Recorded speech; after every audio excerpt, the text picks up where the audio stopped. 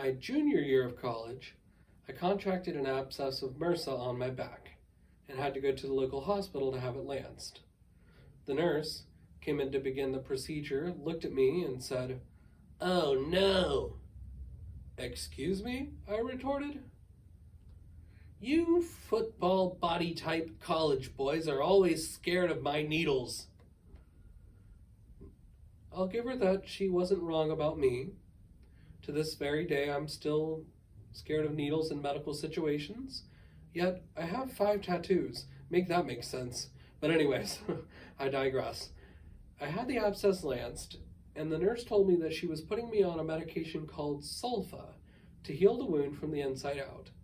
She also mentioned that sulfa could have some very severe side effects that I wasn't smart enough to listen to.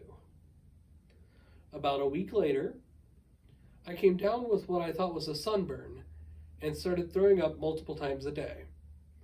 I called my parents to tell them about my sunburn, only to hear over the phone, "It's February. Have you been walking around your campus without a shirt on?"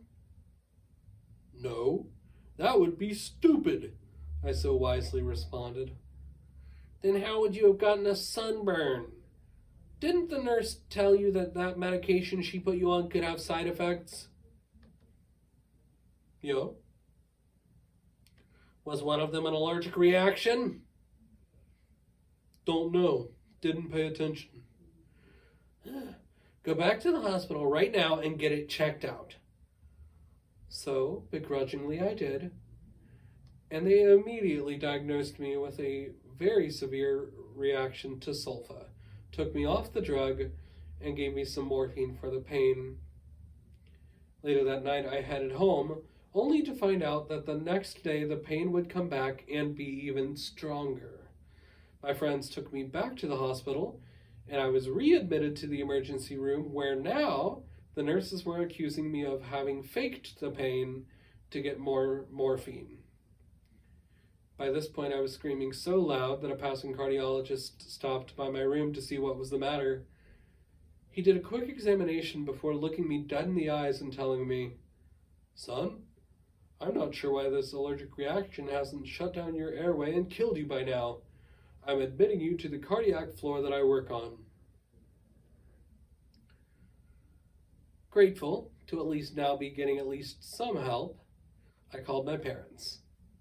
Now, Dad had just had some surgery to repair a meniscus tear and was looking forward to a week of being pampered by Mom. Unfortunately for him, that is not what happened. Mom made it to me in 4 hours. The trip from home to my college usually took her 4.5, so she was definitely hauling butt to get to me. She stayed with me every day at the hospital, hardly ever leaving my room. During my time at the hospital, I did have to call in virtually to my classes and had to keep up with my readings. So, a buddy of mine came by with my psychology book. He brought me the book, cuddled up next to me in bed, and read to me about chemicals in the brain from my psychology book as if it were a bedtime story. The charge nurse eventually asked him to leave because we were all laughing too loud and too hard. You want to take one guess at who that buddy of mine who brought the psychology book was? Yeah, it was Nick.